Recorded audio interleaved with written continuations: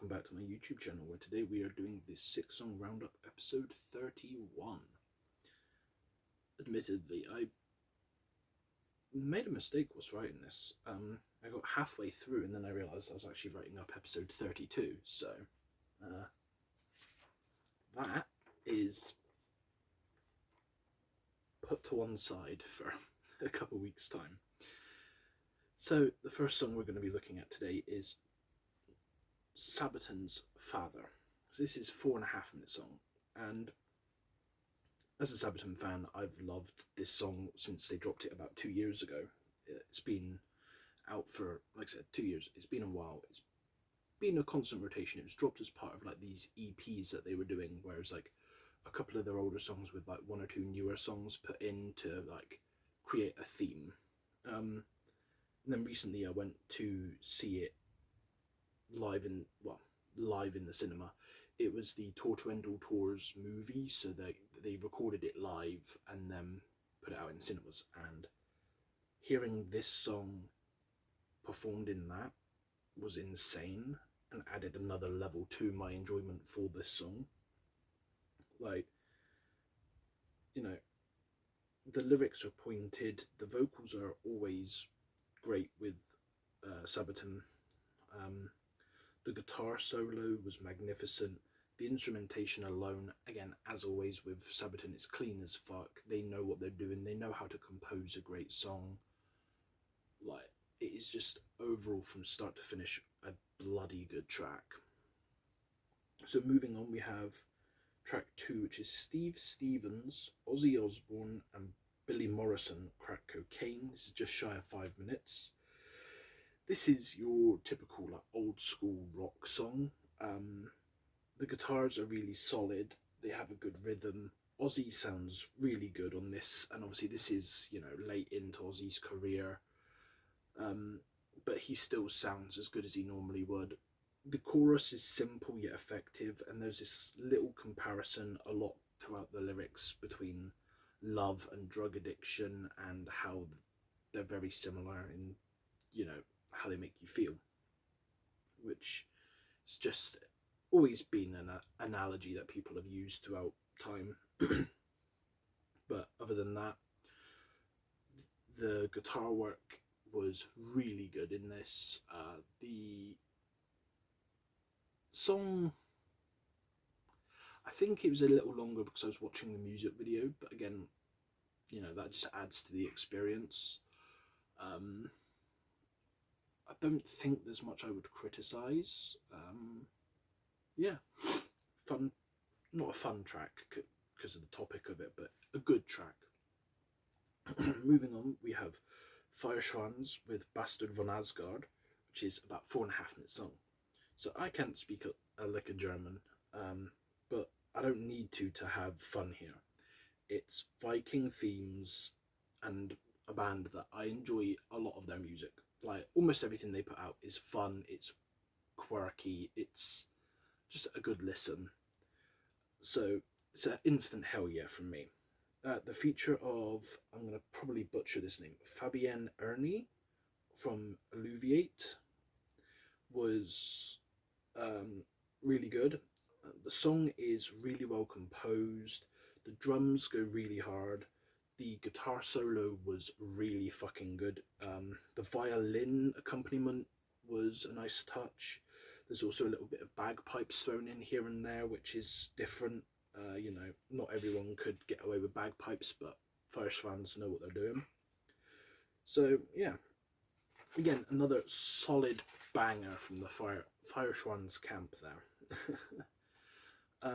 Track 4 was Slaughter to Prevail with Kid of Darkness. This was again 4.5-minute song, and this was Slaughter's follow-up to Conflict.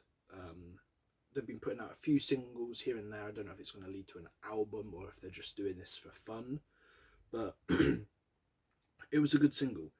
Alex sounds hellish, experimenting a little with different tones that he doesn't pull out as often. His cleans come out here that he tends to try and do, which they're not awful, but they're not his strongest suit. The drums are great. The guitars are excellent. They're really well done. And then there's this point towards the latter half of the song where everything kind of like fades down a little bit. It like really fades down. And then Alex pulls out these vocals where he sounds like he's just been ripped straight out of Call of Duty Zombies. The vocal take is insane. Each time I hear it, I'm like, fucking hell, how does this man produce these tones? It's gnarly. But it is straight up Call of Duty Zombies vocals. And I love it. Track 5 is Struggle Jennings, Bury Myself. This is about 3.75 minutes long. So I always enjoy a bit of Struggle Jennings here and there. His voice is easily recognisable, his beats are well produced. Lyrically, his songs tend to have deep focuses on certain topics, and whether he's embracing his country roots or he's leaning a little bit more into his rap influences, this man barely misses. The song was, very solid. I think it's one of his more recent songs that I've tended to listen to a little less, but that's because he does have quite an extensive discography. Even now, he's putting out songs quite frequently, and especially when he works with like Jelly Roll and Yellow Wolf and all these other artists. So there's a lot of stuff to delve into and listen to. So this one kind of has passed under the radar a little bit for me, but now that I've listened to it and I've gone, actually, this isn't terrible. This isn't bad. Like, I should probably listen to this song more. So I'm going to try and make sure that that gets put in my rotation a little bit more than it has been.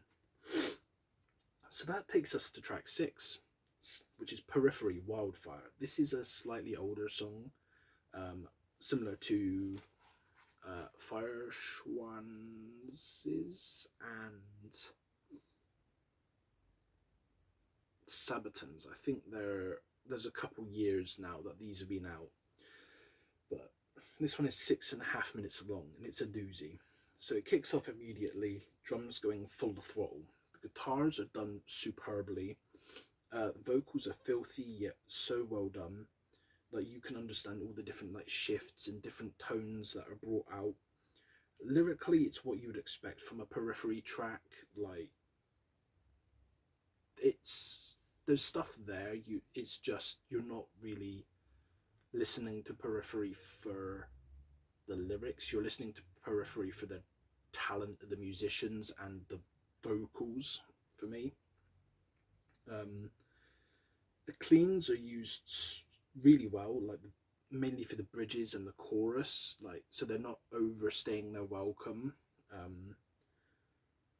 But then there's this like jazz interlude which I fucking love. Just like, it's like when Rivers of Nile, like in Where the Owls Know My Name or whatever, just whip out a jazz like sax solo. This is right up my alley. It's almost like this like lounge music, then we get like a sax solo, then it transitions so smoothly straight back into what was happening prior to that. And I don't know, like, I feel like more bands need to experiment with stuff like that, but at the same time, I do know that when bands do tend to experiment more with things like that, they also get slated for deviating from what they're known for. So it's a double-edged sword, a catch-22 if you will. But yeah, I like it. I thought it was cool. I thought it was quirky and fun, and I wouldn't be against seeing more of it. But with that being said, that is this video over. I will see you soon for the 2 EP review of Kingdom of Giants, Bleeding Star, and Bone Carver's Unholy Disillusion. Also in the pipelines, we have the Fit for an Autopsy, the Nothing That Is album review. We have the end of year best of albums, end of year best of EPs. We also have 6 Song Roundup episode 32 in the works, and I'm going to be looking at Amiona's Goddess Rain and Dead Vector's Mould soon. So they are the next batch of videos you can be looking forward to coming through towards the end of November and in the December month. With that being said, the only thing left to say is remember to stay safe out there, my friends. Goodbye.